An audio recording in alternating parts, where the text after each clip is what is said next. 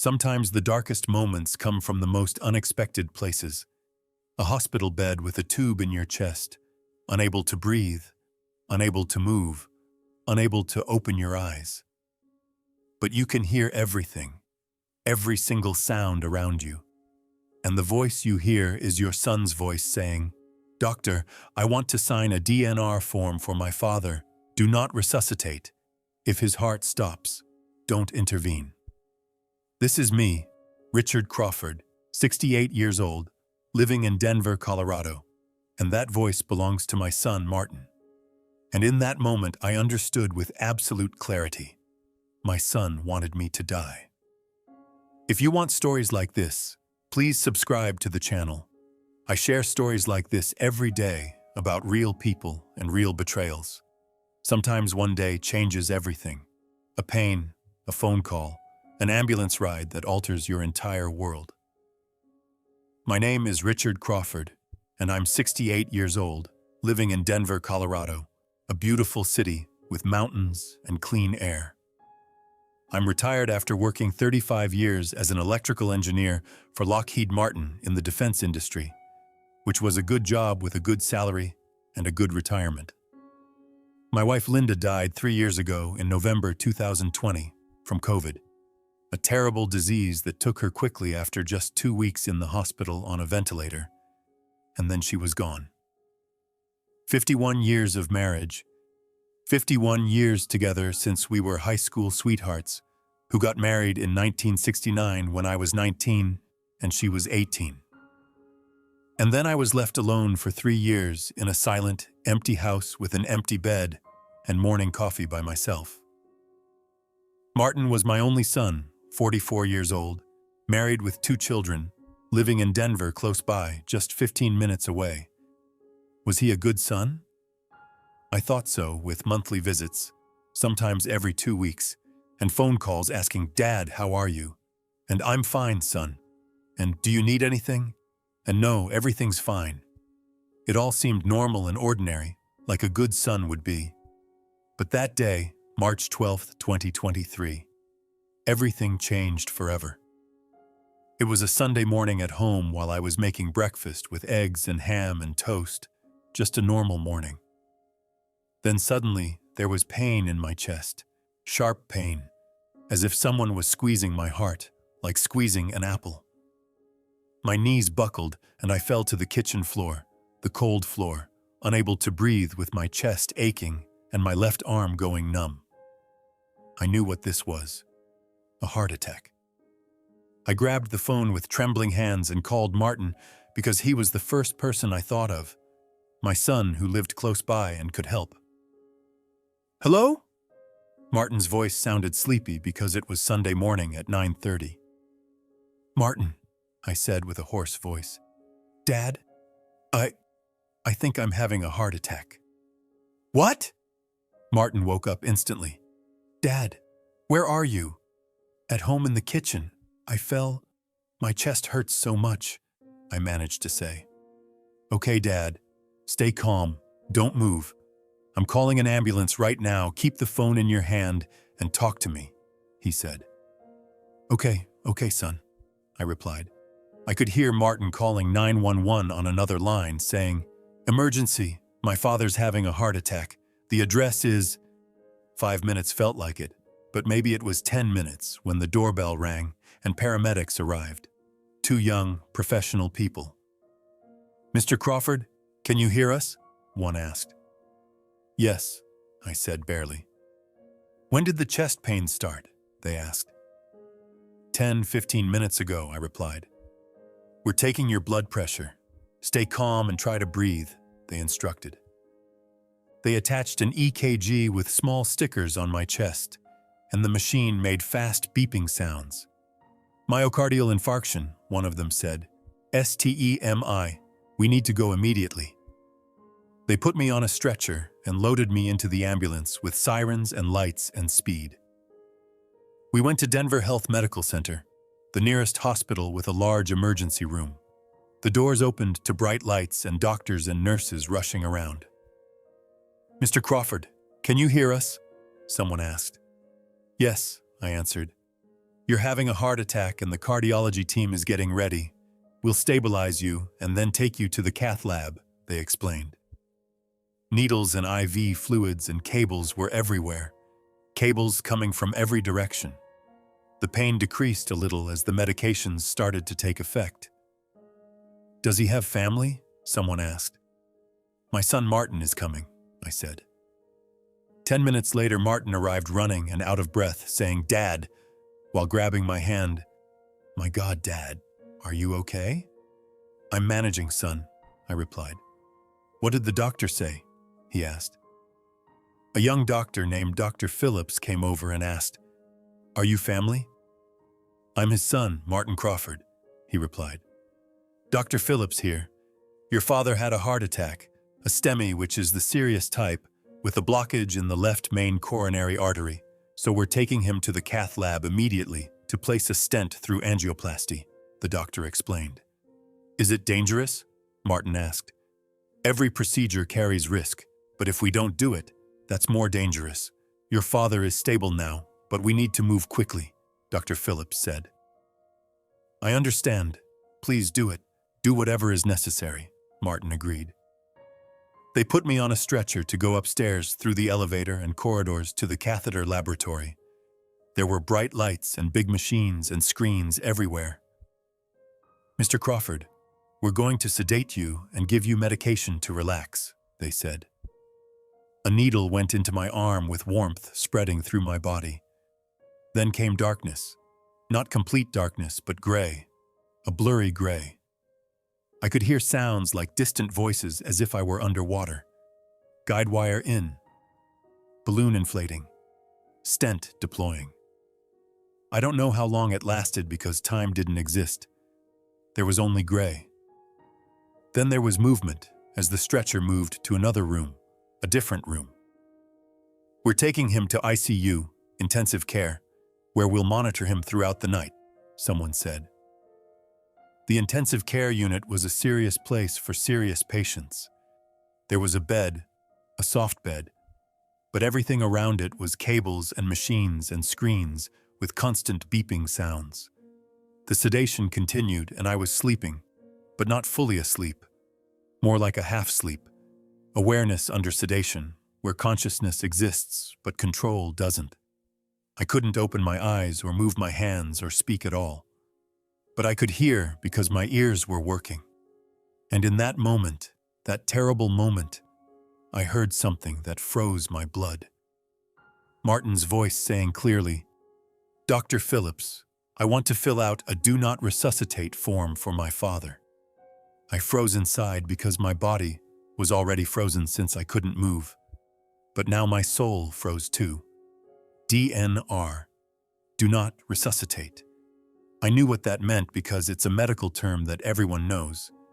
If the heart stops, don't do resuscitation, don't do CPR, don't use the defibrillator, just let him die. My son, my own son, wanted this for me. Dr. Phillips's voice sounded surprised. Mr. Crawford, your father is stable. The procedure was successful. The stent is in place and his heart function is improving, so there's no need for a DNR right now. Martin's voice became persuasive. Doctor, I understand, but my father is 68 years old, and if his heart stops again, CPR can cause brain damage, broken ribs, it's traumatic. And if resuscitation fails or there's brain damage, I don't want to see my father in a vegetative state. He wouldn't want that either, I'm sure. Inside I was screaming, No, I don't want that, but I want to live. I don't want DNR. But no sound came out, not a single sound, because there was a tube in my throat, an intubation tube, so I was breathing but couldn't speak. And the sedation was so powerful that my brain was working, but my body wasn't responding. I was trapped, imprisoned in my own body. Dr. Phillips said, Mr. Crawford, DNR is a very personal decision that normally the patient makes with their own signature. But doctor, Martin said with urgency in his voice, my father can't make decisions right now because he's under sedation, and I'm his son, the legal next of kin, his closest relative, and I don't have power of attorney, but in an emergency, the family can make decisions, right? There was a pause as Dr. Phillips thought about it. Technically, without power of attorney, you can't sign a DNR. The patient must be competent, meaning conscious and able to make decisions, and needs to sign it themselves. I felt a small relief because my son couldn't do it. He couldn't do it legally. But Martin didn't give up. So, doctor, when my father wakes up, when the sedation ends, can I show him the DNR form then and talk to him about it? Yes, Dr. Phillips said. If the patient is competent, meaning they understand and can communicate, and they sign it of their own free will, then it's valid. I understand. Thank you, doctor. Then I'll talk to my father when he wakes up and explain it to him. That's best, Martin said. I heard footsteps walking away as Martin left. I was left alone, or at least alone with Dr. Phillips because I could hear his breathing. Dr. Phillips spoke slowly to himself. DNR. Family doesn't always think about the patient's best interest. Sometimes there are other reasons. What did he mean? Was he suspicious of Martin? But Dr. Phillips left too with footsteps and the door closing, leaving silence. I lay there unable to move, just thinking. My son Martin, 44 years old, married with 2 children, my grandchildren Emily, who was 9, and Sophie, who was 7, beautiful children. Wasn't Martin a good son? I always thought so. But now I was thinking back over the last 6 months since Linda died in 2020. Martin had started visiting more often, which I thought was a good thing. Thinking Dad is alone, I should support him. But now I remembered Martin's questions clearly. Dad, do you have a will? Is it current? Dad, have you thought about power of attorney? If something happens, like illness or accident, who will make decisions? Dad, what's your house worth now? Real estate prices have really gone up in Denver. Dad, how's your retirement fund? Is it enough? Do you need help? So many questions during every visit. At the time it seemed natural, thinking, my son cares and worries about me. But now it looked different because Martin was gathering information, financial information about my assets. And now I was in the hospital, having had a heart attack, weak and vulnerable. And Martin wanted a DNR form. Why? The answer was frightening. Because if I died, Martin would inherit everything. The house, the retirement fund, the life insurance. How much was it worth? The house was worth $600,000 in the Park Hill neighborhood of Denver. A nice area that Linda and I bought in 1985 for $120,000. But now it was worth $600,000. The retirement fund had $450,000 in my 401k from Lockheed Martin, a good fund. Life insurance was $200,000 that I had left to Linda, but Linda died. So now Martin was the beneficiary. Total, $1,250,000. Martin knew this because he had asked me directly. Dad, do you have a will? Yes, son, everything goes to you, I had said. Good, Dad, good, I'm relieved then, he had replied. Relieved, yes, very relieved indeed. And now there was an opportunity with the heart attack, and a weak father and a DNR form. If the heart stopped again, there would be no intervention, just death, quick death, and Martin would inherit everything. No, this couldn't be. Martin was my son, he loved me, didn't he? But that voice in the hospital corridor saying, I want DNR for my father, was cold and determined and emotionless. Martin wanted money, my money, and I was the obstacle, a living obstacle. The DNR would eliminate me legally and medically. Tears came and I felt them, but they couldn't flow because my eyes were closed from the sedation. I wanted to cry and scream, Martin, how could you do this to me? But there was nothing, just silence and the beeping sound of the heart monitor going, beep, beep, beep. I was still alive with my heart still beating. But for how long would I live if Martin got me to sign the DNR? Fear, for the first time in 68 years, I felt real fear. Not fear of death, but fear of betrayal. Because death is natural and everyone dies, but betrayal from your son, that's not natural at all.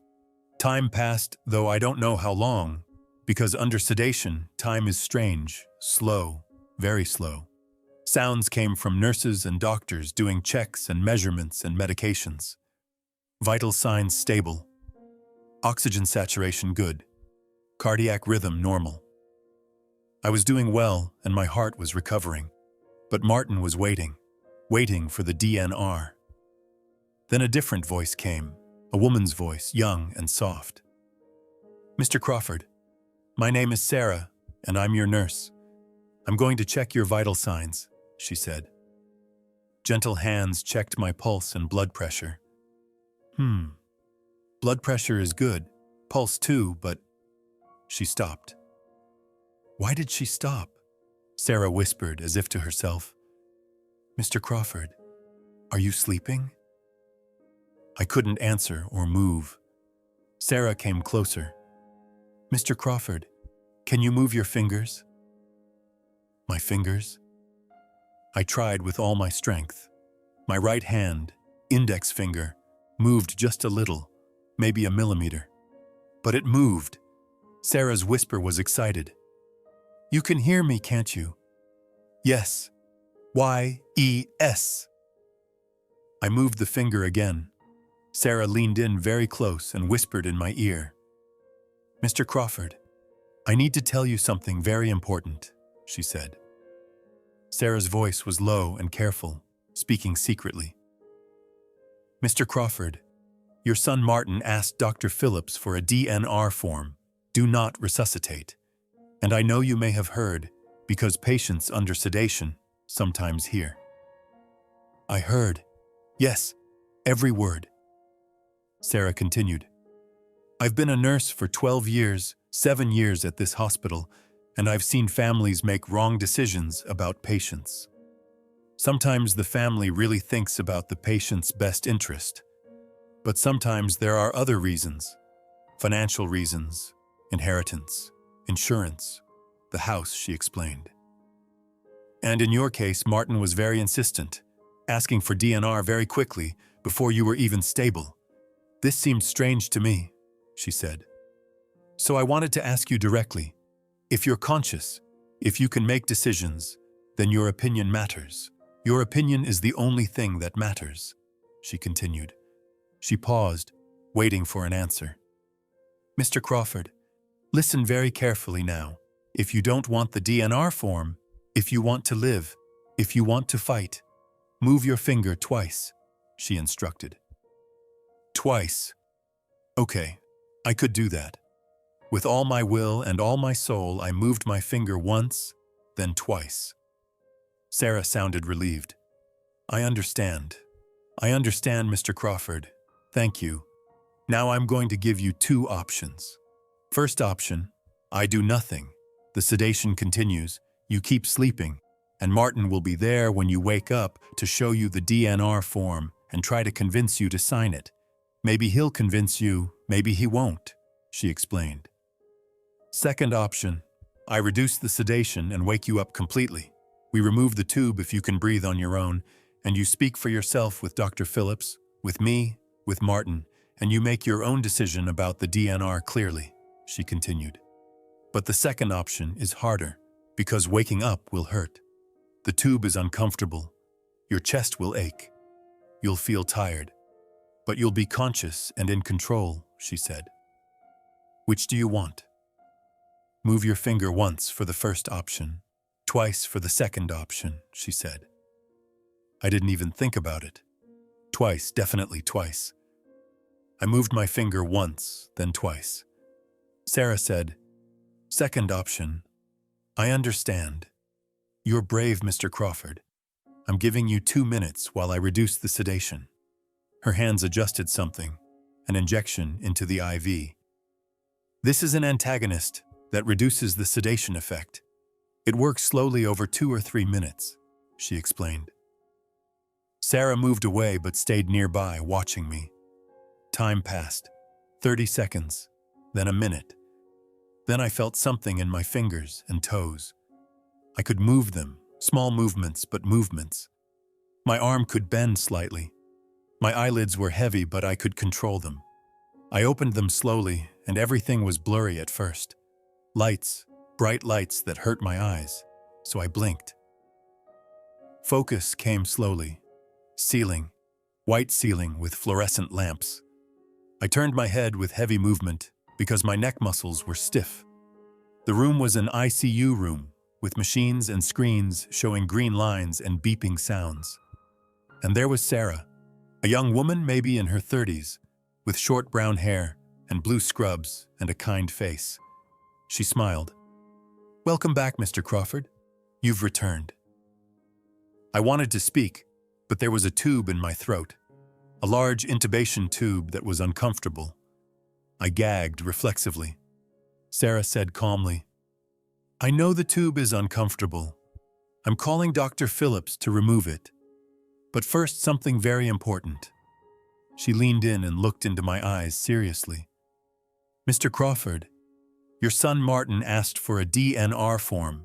Do you want it? Shake your head, up and down for yes, side to side for no," she instructed. My head moved side to side in a clear motion.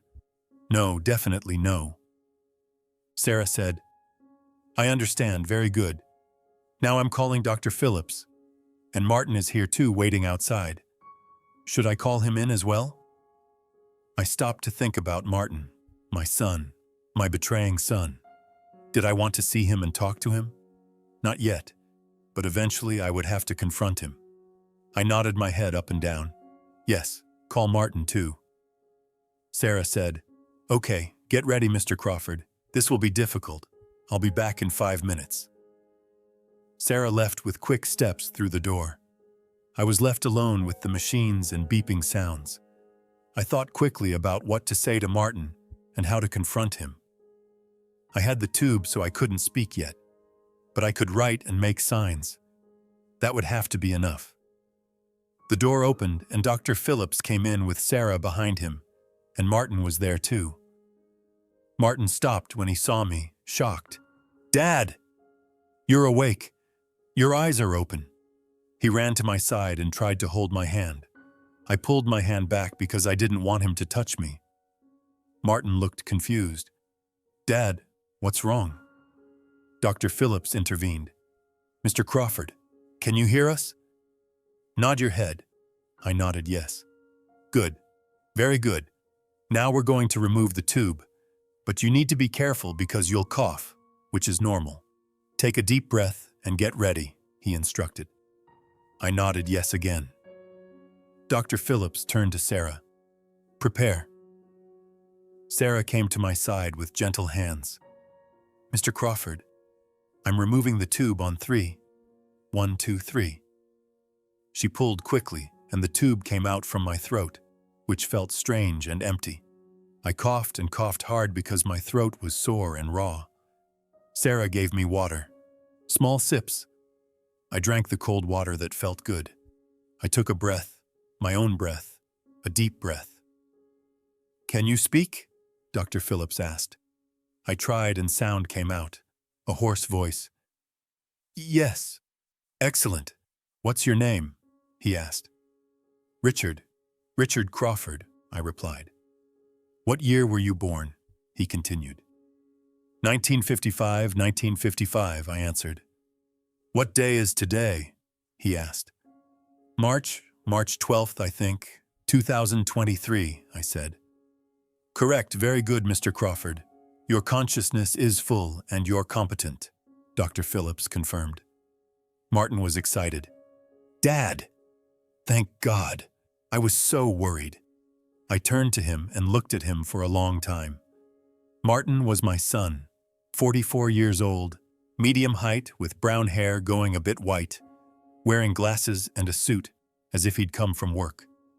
His face showed concern, but was it real or was it an act? "Martin," I said with a hoarse voice, "you asked for a DNR." Martin froze and his face changed.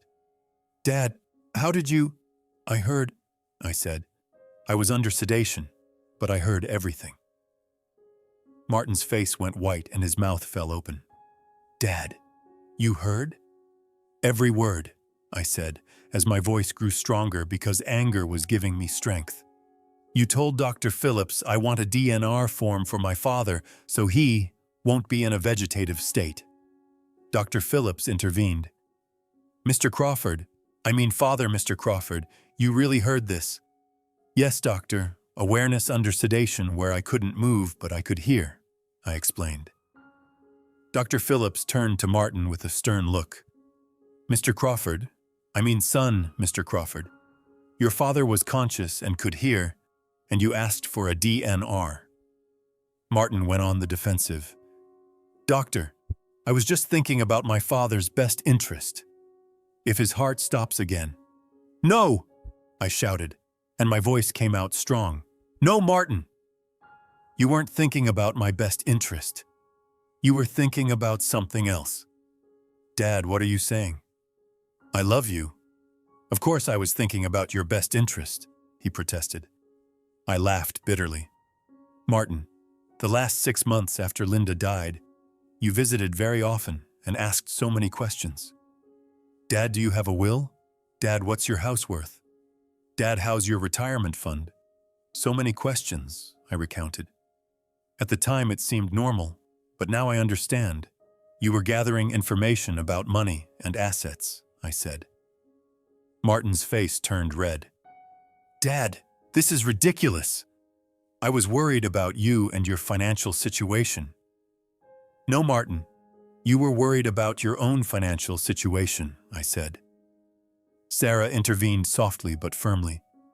Mr. Crawford, Martin, Mr. Crawford, how is your financial situation? Martin turned to her angrily. This doesn't concern you. Who are you? I'm a nurse and my job is to protect the patient from everything, including sometimes from family, she said. Dr. Phillips said, Sarah is right. Martin, Mr. Crawford, please answer. How is your financial situation? Martin went silent and bowed his head. I answered for him. Martin's financial situation is bad. I know because 2 months ago, Martin came to me saying, Dad, I have credit card debt and I can't pay the mortgage. Can you help short-term? How much debt, Martin? I had asked then. $85,000 in credit cards, car loan, and overdue home loan, he had said.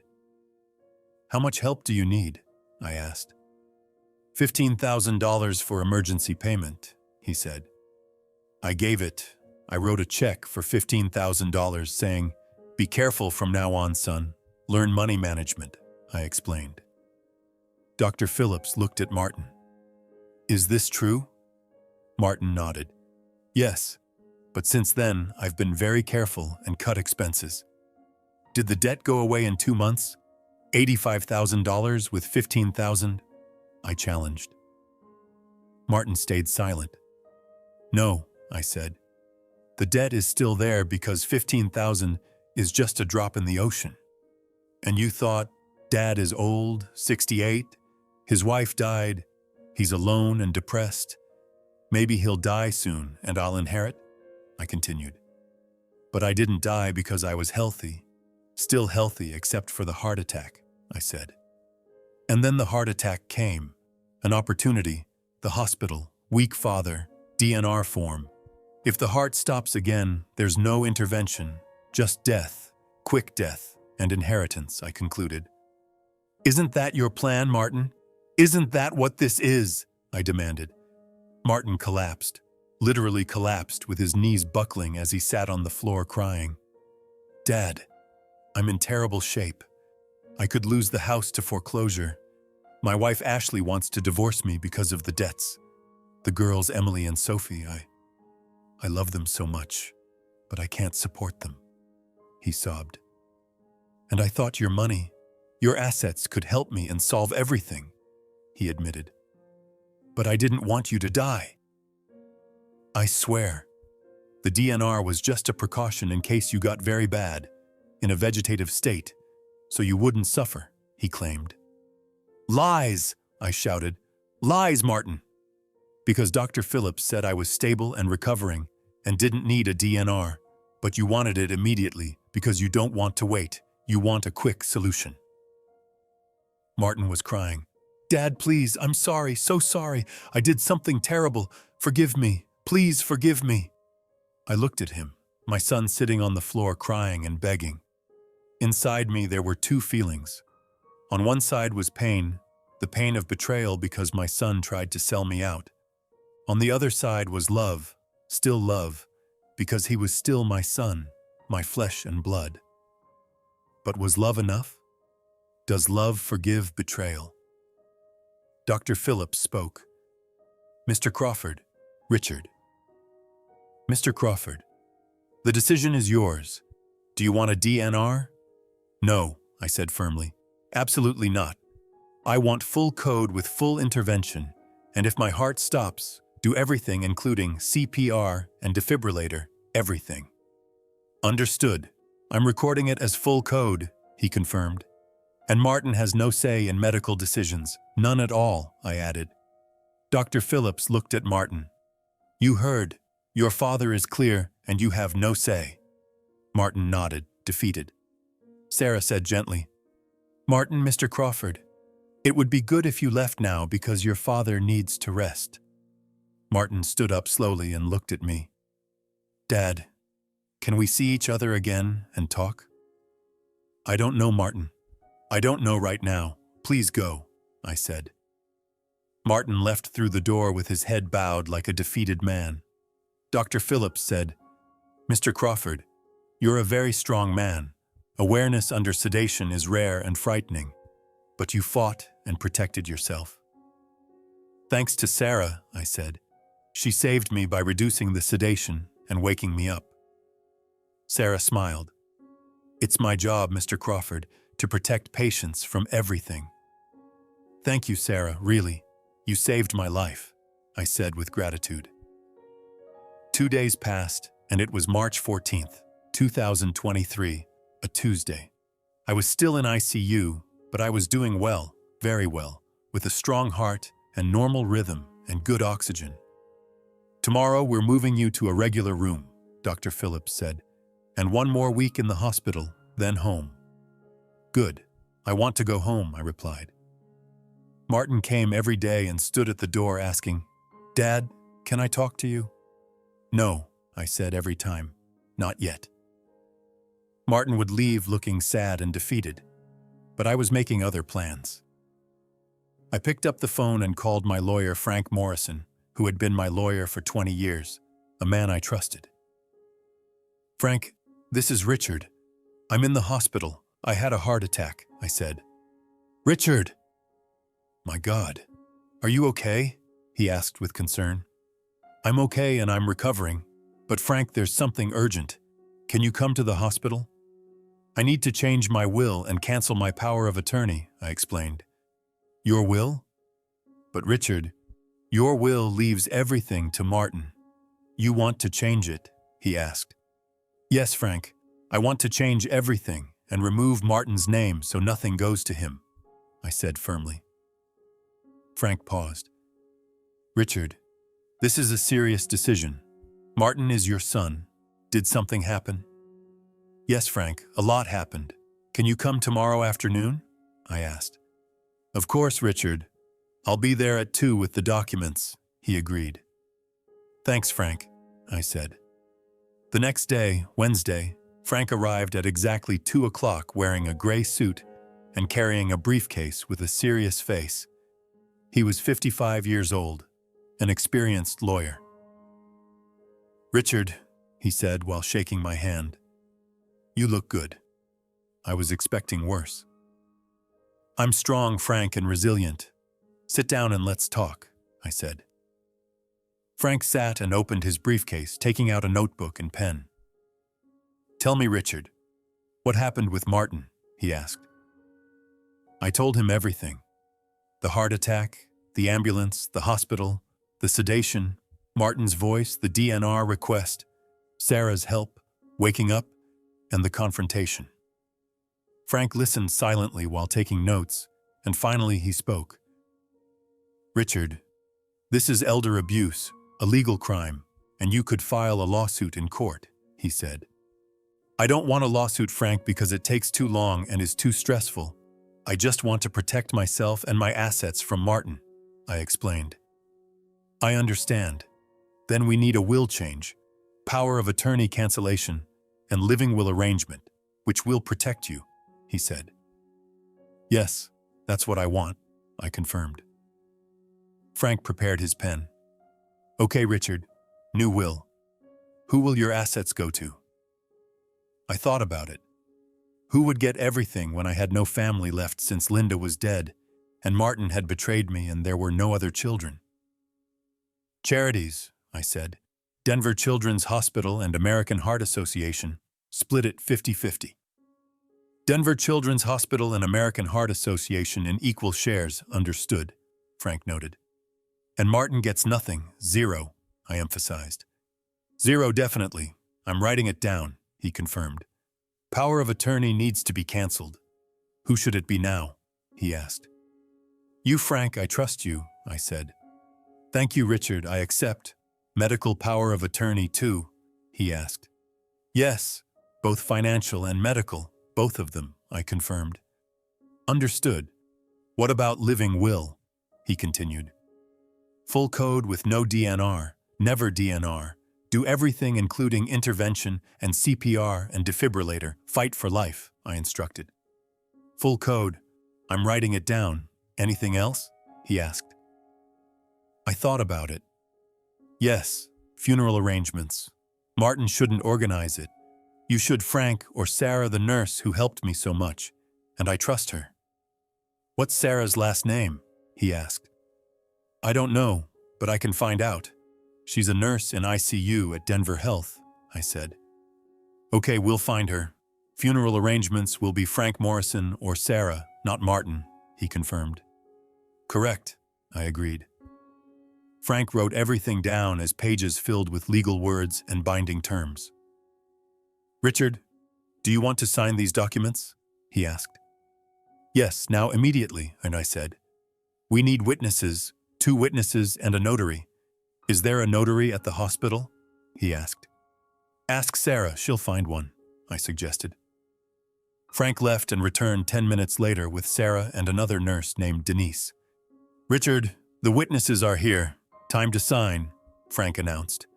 The documents were lined up. New will, power of attorney cancellation, new power of attorney, living will, and medical directive. I signed carefully on every page. Sarah and Denise both added their witness signatures.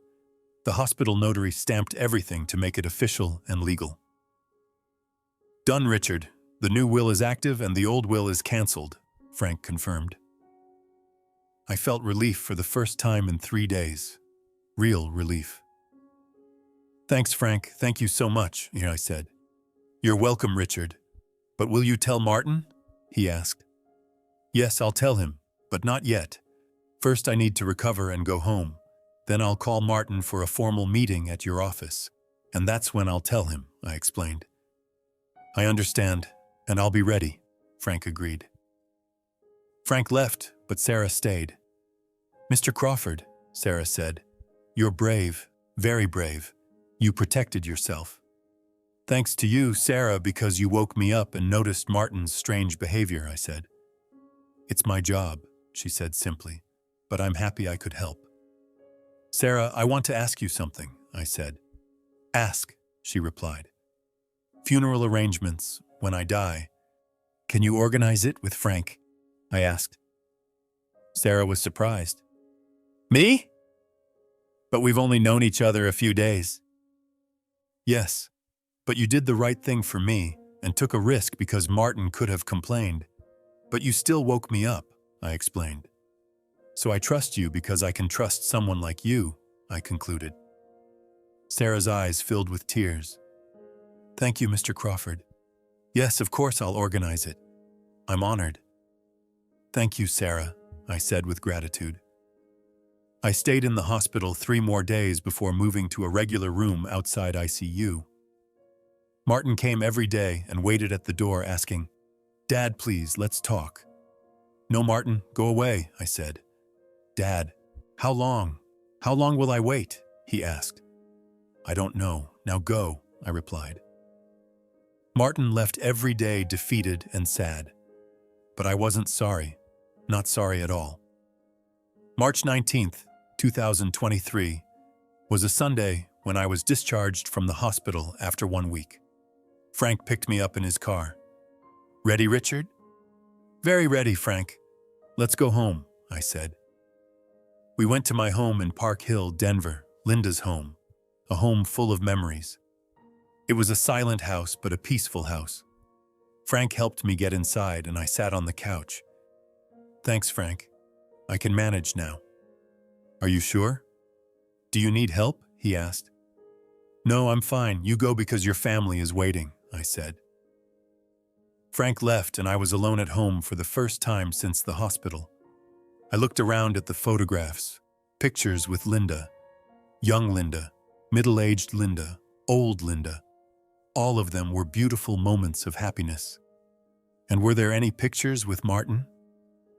Yes, on the wall.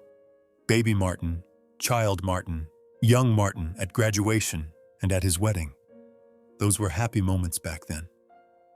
But now what was left? Only betrayal, nothing but betrayal. I sat and thought for a long time. When should I call Martin for the confrontation? Not yet, because first I needed to recover and get stronger. 1 month, I would call him in 1 month, in April 2023, and then I would tell him everything. 1 month passed and it was mid-April 2023. The house felt different now because before I had felt alone without Linda and empty. But now it was different. I was alone, but I felt strong, standing on my own feet, not dependent on anyone. Every morning I got up at 7 and made coffee using Linda's cup that said "World's Best Wife" on it, a birthday gift I had given her in 2015. While drinking coffee, I looked out the window at the garden where spring flowers were blooming. Linda's flowers including tulips and roses and pansies. "Linda," I would say quietly, "Martin betrayed me, but I survived. I'm trying to be strong like you." The wind would blow as if Linda was answering. "Richard, you were always strong. You just forgot. But now you've remembered." I started cardiac rehabilitation at Denver Health, a hospital program 3 days a week on Monday, Wednesday, and Friday. The controlled exercise included treadmill and bicycle and light weights under nurse supervision. The first week was hard and very tiring, but each week got easier as I got stronger. And I met people. Other heart patients like George, who was 72 with a triple bypass, Helen, who was 65 with 2 stents, and David, who was 58 with a major heart attack. We all had similar stories of returning from death and getting a second chance. And sometimes we talked about family, about support or lack of support. George said, "My wife is wonderful. She comes with me every day, cooks my meals, and reminds me about medications." Helen said, "My daughters are perfect, all 3 of them. They take turns visiting and say, 'Mom, you're not alone.'" David said, "My brother donated a kidney to me 10 years ago, and now, after the heart attack, he's helping again. A real brother." When it was my turn, they asked, "How's your family, Richard?" I paused, unsure what to say. Should I tell the truth? "I have a son named Martin, but he and I have a complicated situation," I said slowly. "How complicated?" Helen asked with kind curiosity. "He asked for a DNR form for me at the hospital, saying don't intervene if my heart stops," I explained. Everyone was shocked into silence. George said, "What? Your son asked for that?" "Yes, I was under sedation, but I heard every word," I confirmed. David said, "That's terrible, Richard. Really terrible." "I know, so that's why I changed my will. Martin is no longer my heir," I said. Helen said, "You did the right thing, Richard. You have to protect yourself because family isn't always well-intentioned. I nodded. I learned that the hard way. From that day on, the group became more intimate as we trusted each other, becoming a real support group. And I wasn't alone anymore because I had friends. Real friends. Martin called every week with phone calls and messages and emails. Dad, please, let's talk. I'm sorry, I did wrong. Dad, the girls miss you. Emily and Sophie ask, where's Grandpa? Dad, I'm seeing a therapist and a psychologist, taking financial management classes, and I'm changing. I read the messages but didn't respond to any of them. Because I wasn't ready yet. Not ready at all. But I knew I would have to confront him eventually and explain everything, including telling him about the will change. When? I decided on the last week of April. I called Frank. Frank, I'm ready. Let's call Martin for a formal meeting at your office. Are you sure, Richard? Are you physically ready? He asked. Yes, Frank. Very ready both physically and mentally, I confirmed. Okay, when? He asked. Friday, April 28th at 2 in the afternoon, I said. Understood. Should I notify Martin? He asked. No, I'll tell him myself, but you prepare the documents, both the old will and the new will for comparison, I instructed. I'll have them ready, Richard. See you Friday at 2, he agreed. I called Martin for the first time in over a month. Hello? Martin's voice was excited and hopeful. Dad? You called. My God, Dad, I missed your voice. Martin, I said coldly, it's time to talk. Yes! Yes, Dad. When and where? I'll come right away, he said eagerly. Friday, April 28th at 2 o'clock at Frank Morrison's office downtown, I said. Frank's office? Why at the lawyer's office? He asked. Because Martin, there are legal matters, serious matters. Will you come? I asked. Of course I'll come, Dad, of course. At 2 o'clock I'll be there, he agreed. Good. See you then, I said, and hung up. My hand was trembling slightly, but I was ready. 5 days. The confrontation would happen in 5 days. Friday, April 28th, 2023, was a sunny spring day. I went to Frank's office in downtown Denver on the 16th floor of a skyscraper. Morrison and Associates, law firm, was written on the door. I went inside where the receptionist, a young woman, said, Mr. Crawford? Mr. Morrison is expecting you. This way, please. Frank's office was a large room with glass walls and a Denver view with mountains in the distance. Frank stood up. Richard, welcome. How are you? I'm fine, Frank, and I'm ready, I said. Sit down. Martin hasn't arrived yet because you're 5 minutes early, he said. I sat in a comfortable leather chair. There were documents on the desk, 2 thick files. The old will is here, Frank said, pointing to the left file, and the new will is here, pointing to the right file. When Martin arrives, how do you want to start? He asked. Directly, I said. I want to start directly by saying, Martin, I changed my will, and you're no longer the heir. Simple and clear. Understood. I'll be with you for legal support if you need it, Frank assured me. Thanks, Frank, I said. There was a knock on the door, and the receptionist said, Mr. Morrison, Martin Crawford is here. Send him in, Frank said. The door opened and Martin entered. He was 44 years old, but looked 10 years older with whiter hair, a more wrinkled face and sunken eyes. He wore a suit, but an old one, slightly worn, suggesting the financial crisis continued. Dad! He looked at me and smiled tensely.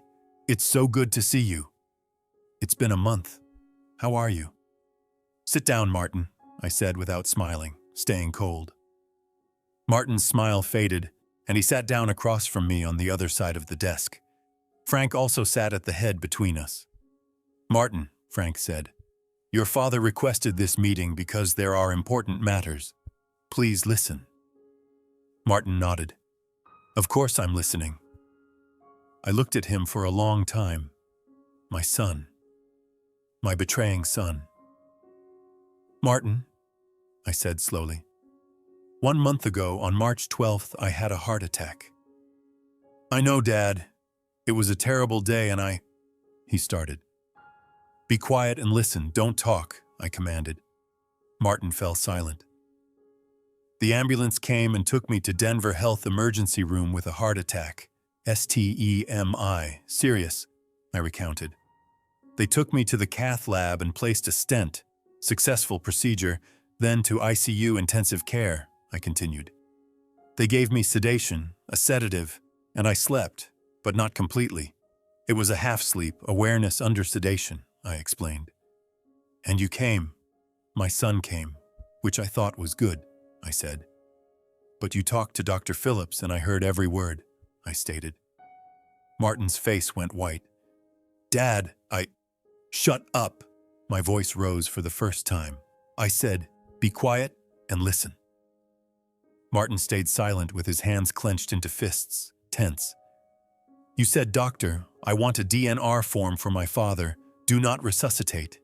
If his heart stops, don't intervene, I quoted. Dr. Phillips asked, why? Your father is stable.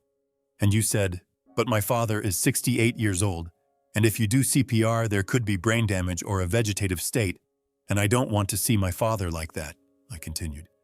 But the real reason was different, wasn't it, Martin? I challenged. Martin bowed his head and looked at the desk, unable to answer. The real reason was financial. Debts. $85,000 in debt, with mortgage delays and credit cards and car loan, I said. I gave you $15,000 2 months ago in January 2023 when you said emergency help, and I gave it, but it wasn't enough, was it? I asked. Because $85,000 doesn't disappear with $15,000. It's just a small piece, a drop, I continued. And you thought Dad is 68, Linda died, he's alone, maybe he'll die soon. The will is mine, the inheritance is mine. The house is worth $600,000. Retirement is $450,000. Insurance is $200,000. Total $1,250,000, I recited. But I didn't die because I'm healthy, so you became impatient, I said. And the heart attack was an opportunity with a weak father in the hospital and a DNR form. If the heart stops, there's no intervention, just death, quick death, and you inherit everything, I concluded. Isn't that your plan, Martin? Isn't that what this is? I demanded. Martin started crying with tears flowing. Dad, I'm in terrible shape. I could lose the house as Ashley wants a divorce and the girls Emily and Sophie, I can't support them. And yes, I thought your money could help, but I didn't want you to die, I swear. The DNR was just if you got really bad, he claimed. Lies. I slammed my fist on the desk and the papers jumped. Lies, Martin. Because I was stable and recovering, but you immediately asked for DNR without waiting or being patient. Because you urgently needed the money with foreclosure coming and Ashley leaving, so you needed a quick solution, I said. And the quick solution was my death, I concluded. Martin shook his head side to side. No, Dad, no. I made a terrible mistake, I know, but I didn't want you to die, I swear. I don't trust your oaths, Martin, because you lied in that hospital corridor to Dr. Phillips saying, I want DNR for my father's good, I said. But the truth was for your good, for your debts, for your money, I continued. Frank intervened. Martin, your father is making serious accusations. Do you have anything to say? Martin looked at Frank, then at me with tears still flowing. Dad, I'm sorry, so sorry. I did wrong, terribly wrong. But forgive me, please, because I'm your son, your only son. Yes, I said, you are my son, but that doesn't give you the right to try to kill me. I didn't try to kill you. It was just the DNR, he protested. DNR is a death sentence, Martin, a passive death sentence. If the heart stops, let him die. It's the same thing, I said. No, Dad, he started. Yes, Martin, yes, I insisted firmly. There was a long silence with only Martin's sobbing sounds. Now, I said slowly, it's time for consequences. Frank took the documents, 2 files, and placed them on the desk in the middle. Martin, I said. The left file is the old will dated October 2019, which I prepared 1 year after Linda died. Martin looked at the file, knowing what it was. In that will, everything went to you. The house, the money, the retirement, the insurance, everything. Because you were my only child, my only heir, I explained. But now, I took the right file and placed it in front of Martin. Now there's a new will dated March 15th, 2023, which I signed 3 days after the hospital incident. Martin opened the file with trembling hands and read it, his eyes widening. "No," he whispered. "No, Dad. This can't be." "Read it, Martin. Read it aloud," I commanded. Martin read with his voice trembling. "I, Richard Crawford, of sound mind, make this will with the distribution of my assets as follows. 50% to Denver Children's Hospital, 50% to American Heart Association, and to Martin Crawford, 0, nothing." He stopped and looked at me in shock. "Dad, you removed me from the will?" "Yes," I confirmed. "Completely removed? Nothing at all?" he asked. "0, nothing," I said. "But I'm your son," he protested. "And you wanted me to die for my money," I countered. "No, he started. "Martin, enough. I've made my decision, my final decision. The will has changed and you're not the heir," I stated. "But Dad, this isn't fair," he complained. I laughed bitterly. "Fair? You're talking about fair? You asked for DNR when I was under sedation and defenseless? Was that fair?" Martin fell silent, unable to answer. "The power of attorney has also changed. Now it's Frank for both financial and medical decisions, and you have no say at all," I added. "Living will is full code with no DNR, never DNR. If my heart stops, do everything including CPR and defibrillator, everything," I continued. "Funeral arrangements will be Frank and Sarah, the nurse who saved me at the hospital, not you, Martin. You won't organize anything," I concluded. Martin collapsed, literally collapsed in his chair, putting his head in his hands and crying loudly. "Dad, please, one more chance, just one chance. I'll change, I swear. I'm seeing a therapist and I hired a financial advisor, and I'm paying off the debts slowly," he begged. "I'm talking to Ashley and trying to save the marriage for the girls, for Emily and Sophie," he continued. "But I need help, your help, not just financial but emotional and moral, father support," he pleaded. "Please, Dad, please forgive me and give me a chance," he begged. I looked at him for a long time. A collapsed son, a crying son, a begging son. Inside me there were two feelings. On one side was anger, still anger, because he tried to sell me out and cause my death. On the other side was pain, father's pain, because he was still my son, the baby I held in my arms, the child I took to school, the young man I applauded at graduation. Which was stronger, anger or pain? "Martin," I finally said with my voice calm and controlled, "I want to forgive you. I really want to, because you're my son." Martin looked up hopefully. "Really, Dad?" "But," I continued, "forgiveness takes time. Trust is built slowly with actions, not words. You said I'll change. Good, show me with actions," I challenged. "How, Dad?" "How will I show you?" he asked. Frank intervened. "May I explain, Richard?" I nodded yes.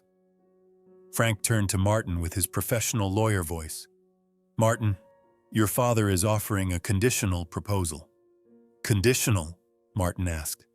"Yes, the will has changed now and you're not the heir, that's final. But in 2 years, in April 2025, your father will reevaluate," Frank explained. "If you truly show you've changed by paying off debts, saving your marriage, and repairing your relationship with your father, then your father might change the will again," he continued.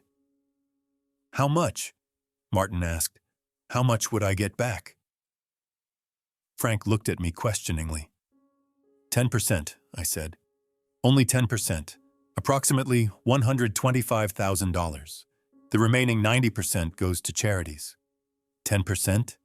Martin was shocked. But Dad, 10% is generous, Martin, because you wanted me dead. Normally, it should be 0. But I'm a father, a forgiving father, so 10%, I explained.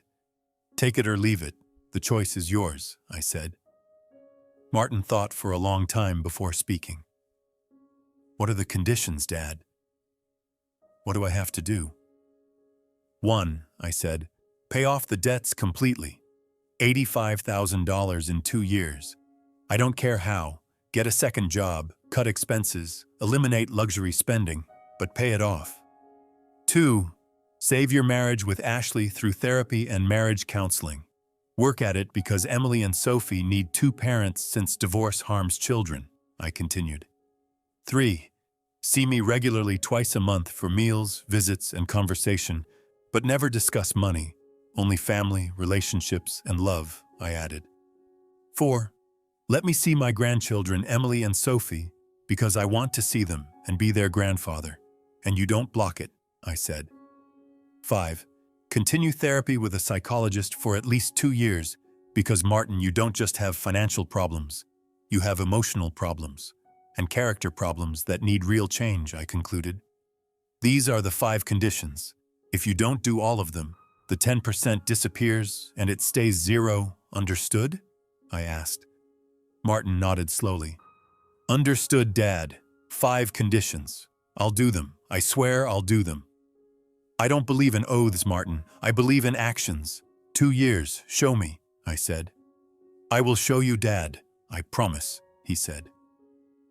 Frank pulled out documents. Martin, this is the conditional agreement. Read it, sign it, and make it legal.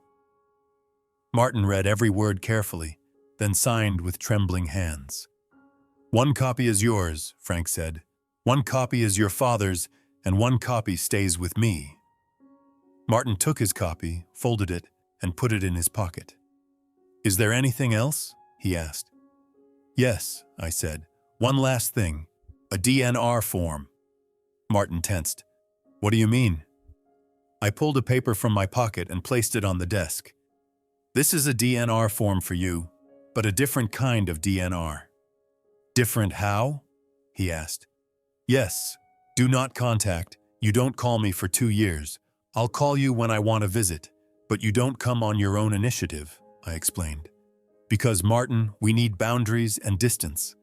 I need to heal emotionally, and if you're too close, the wound won't close, I continued. So 2 years of do not contact, understood? I asked. Martin swallowed hard. Understood, Dad. 2 years. I'll wait and come when you call. Good, I said. I stood up. You can go now, Martin. The conditions are clear, and actions are waiting. Martin stood up and looked at me one last time. Dad, I disappointed you terribly, but I'll win back your trust in 2 years, so you'll trust me again. I hope so, Martin. I really hope so, I said. Martin left through the door with his head bowed, but this time it was different. This time he wasn't defeated, but determined. Frank and I were left alone. Good job, Richard, Frank said. You were both firm and fair. I hope it's the right decision, Frank. I hope Martin really changes, I said. Time will tell. 2 years is a long time, he replied. Yes, but necessary, because trust doesn't come immediately. It's earned, I concluded. October 2023 arrived, 6 months after the confrontation. Martin was following the conditions as Frank reported. Richard, Martin got a second job working evenings at a pizzeria and paying off debts at $1,500 a month. Good, I said. That means he's working hard. And he's seeing therapy with Ashley through a marriage counselor once a week, Frank added.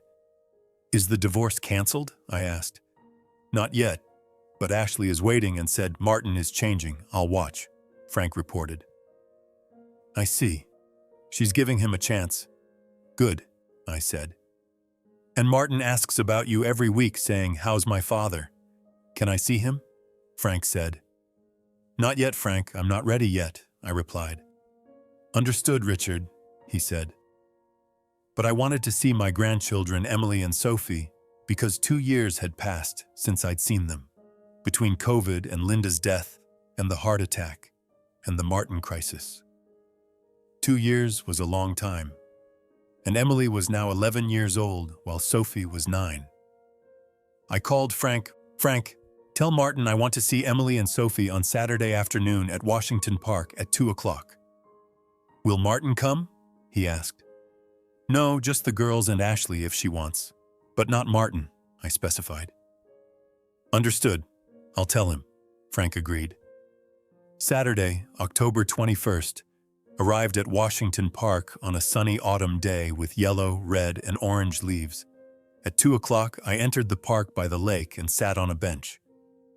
5 minutes later, I saw them, 2 girls, Emily and Sophie, with Ashley beside them. Emily was tall with brown hair and glasses and a serious face resembling Ashley.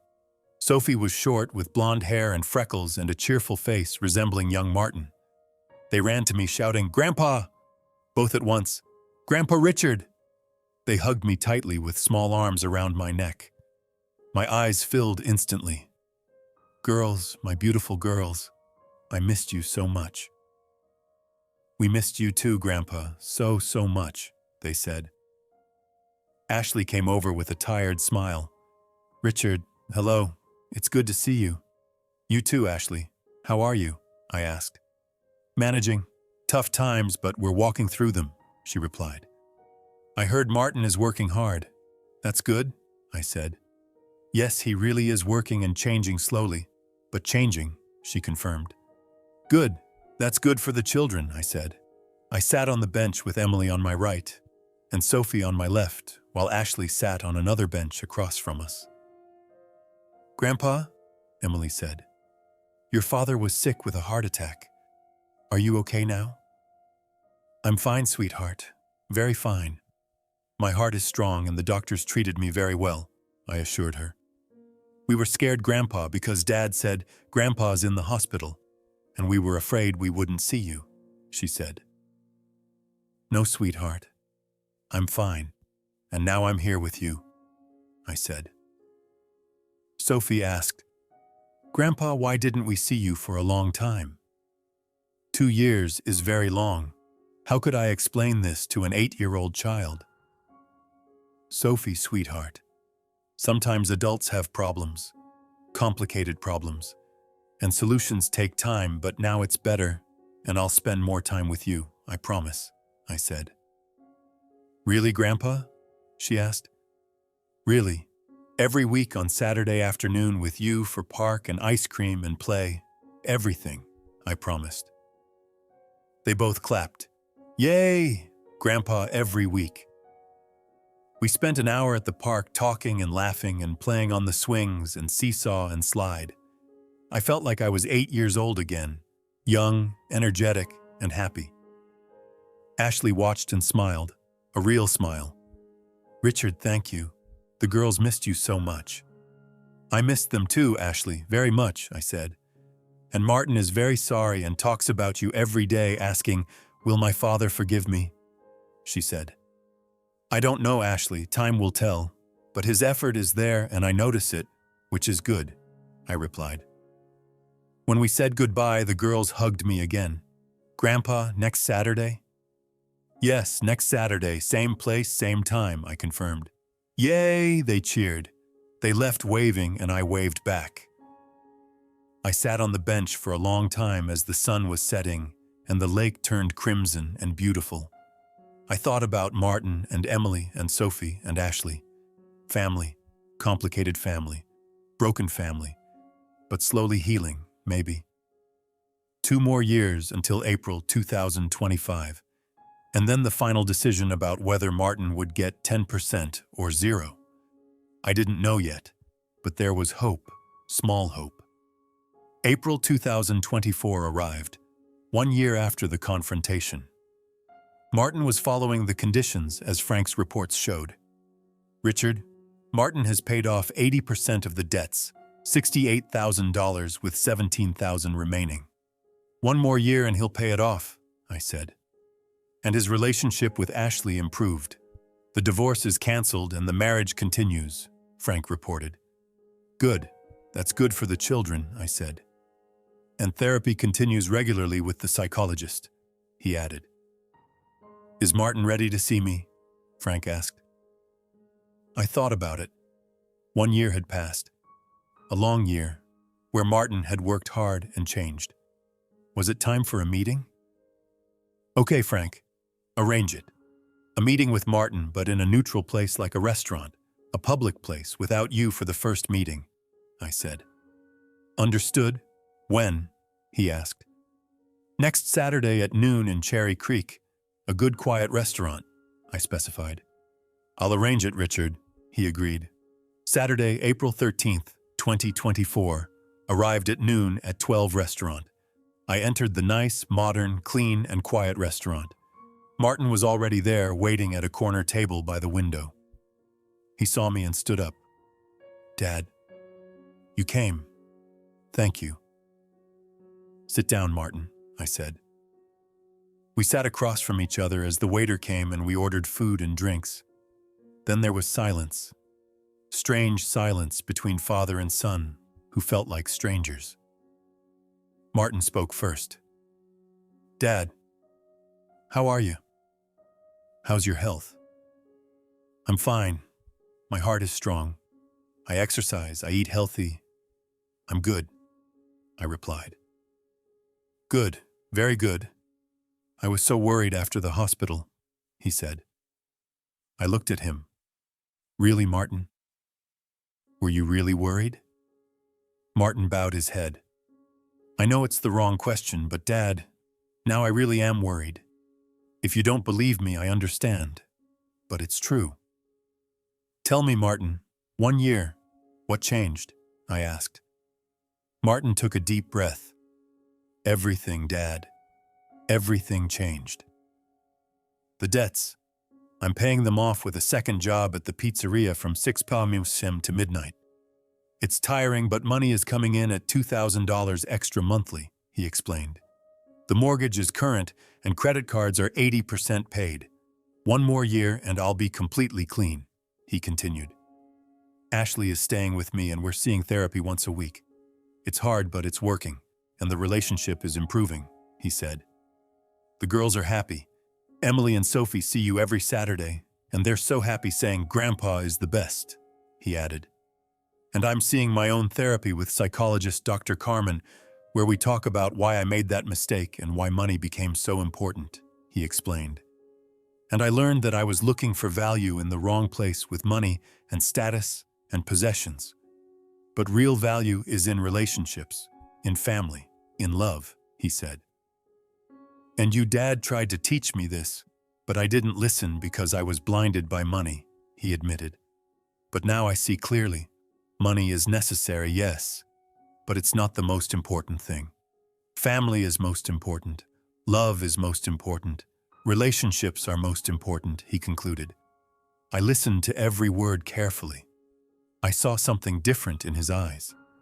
A year ago there was desperation and begging, but now there was determination and calmness. Martin, I said slowly, I can see the change, small, but it's there.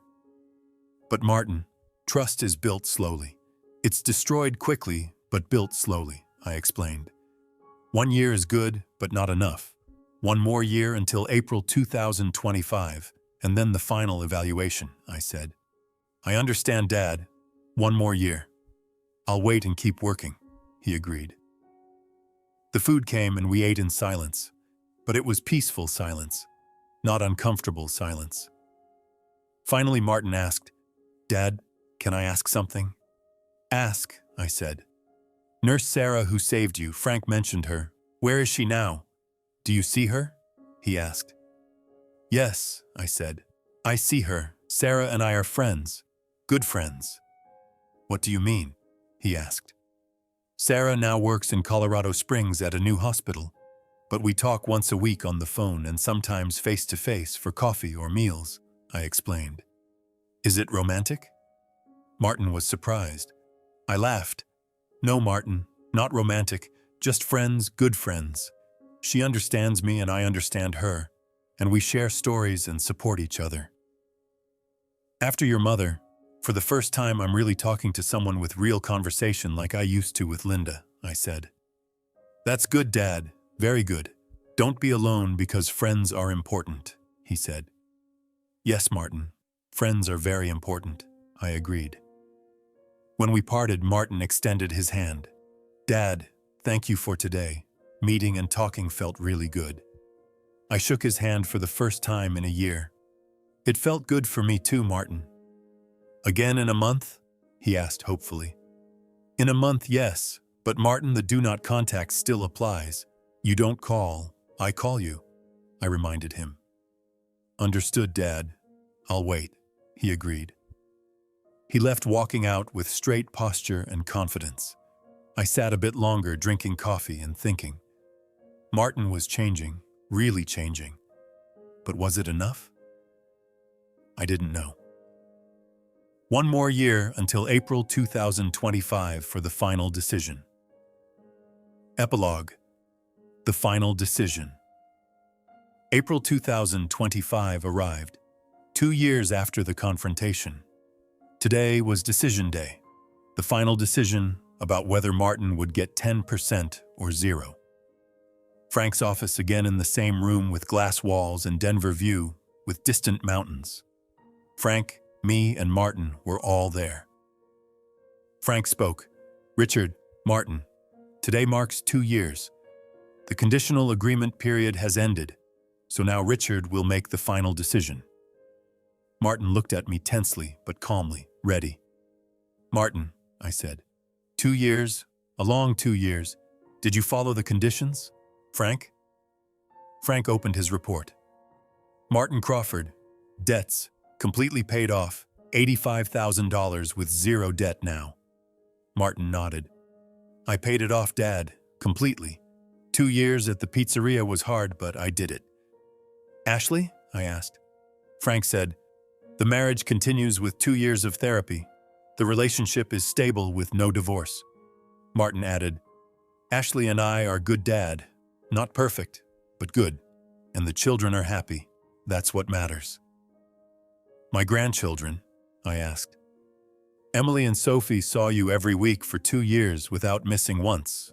Beautiful, Frank confirmed. Martin said, the girls love you so much, Dad saying, Grandpa is the best grandpa in the world. Therapy? I asked. Frank said, Martin has been seeing therapy for 2 years with Dr. Carmen regularly and continuing. Martin explained, therapy helped me so much, Dad. I learned why I made that mistake and why I saw money as so important. And now my values are different. Money is necessary, yes, but not most important. Family is most important. Love is most important. Relationships are most important, he said. I listened to every word. The last 2 years, I said, we also met monthly, sometimes more often, and talked and ate together. But we never discussed money, did we, Martin? No, Dad, never money. Just life, family, children, memories, past and future, he confirmed. And this is good, because relationships aren't about money. They're about love, I said. Martin nodded. Yes, Dad, I learned that. There was silence as I thought for a long time. 2 years where Martin worked hard and changed, paying off debt, saving his marriage, seeing therapy and caring for the grandchildren. He did everything. But was it enough for forgiveness? Inside me there was still pain, small pain, but it was there. I still remembered that hospital day, that terrible day. I want a DNR form for my father. The words still hurt, but at the same time I saw Martin's effort over 2 years, real effort, and I was a father wanting to be a forgiving father. What would Linda say if she were here? Richard, she would say, Martin made a mistake, a terrible mistake, but he's your son, your only son. And he changed, really changed. Forgive him, slowly forgive him, but forgive him. Frank spoke. Richard, it's decision time. Will Martin get 10% and will the will change? I looked at Martin for a long time. Martin, I finally said, 2 years where you did everything, fulfilling every condition. You paid off debt, saved your marriage, cared for the grandchildren, and saw therapy. And I can see the change, real change. You're not the old Martin. You're a new Martin, a better Martin, I said. Martin's eyes filled with tears.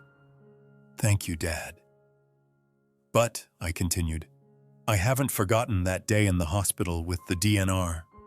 I'll never completely forget it. The wound has healed, but the scar remains, and a scar will always be there, I explained. So my decision is this.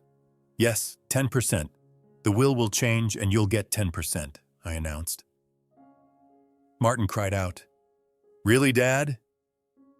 Really? Yes, but Martin, only 10%. The remaining 90% goes to charities, Denver Children's Hospital, and American Heart Association, I clarified. Because those organizations saved me and saved my life.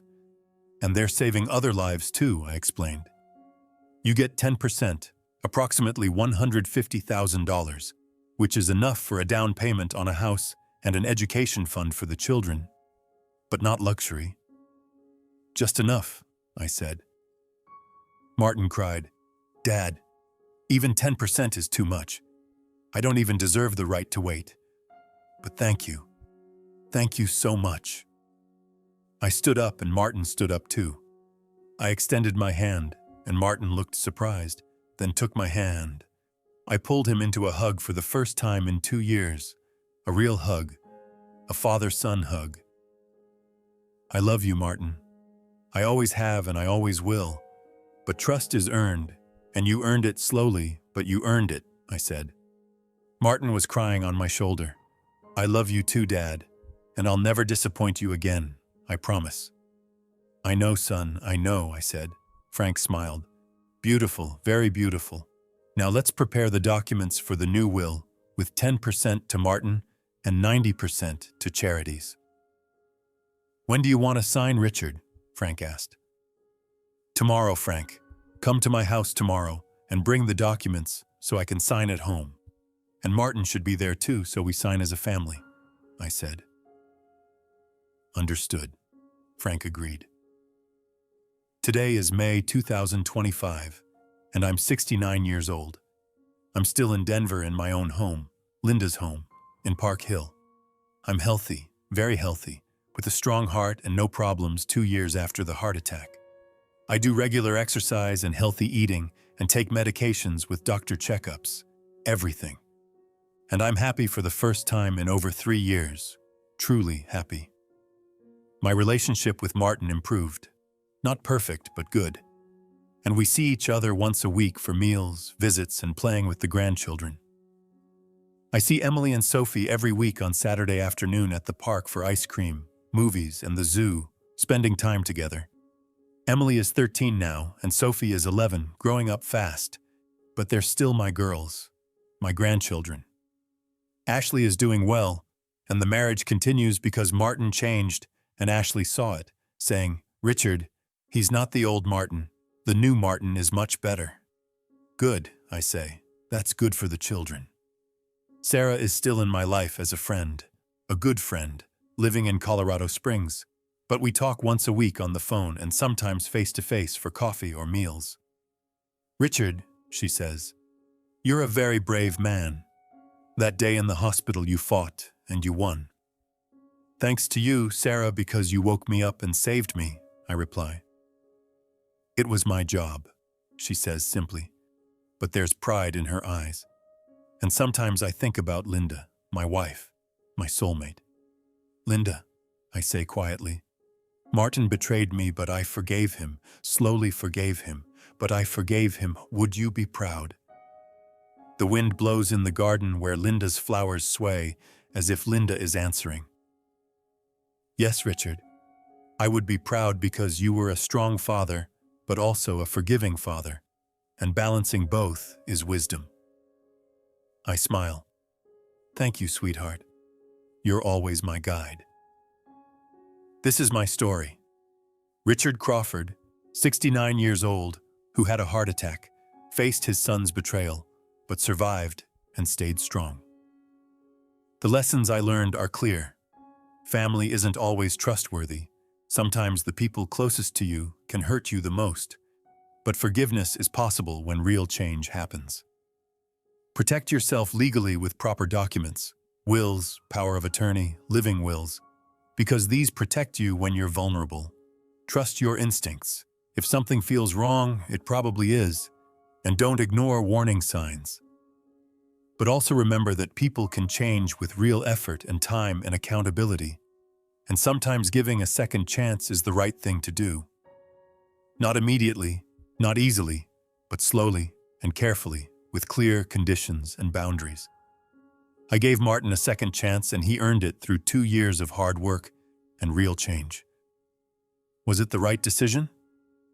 Time will tell, but I believe it was because I saw genuine transformation. And I'm at peace with my decision because I balanced justice with mercy, consequences with compassion. That's what being a father means. Being strong enough to protect yourself, but loving enough to forgive when forgiveness is earned. If you liked this story, please like the video, subscribe to the channel, and share your thoughts about this story in the comments. Click on the box on the left to listen to the next story.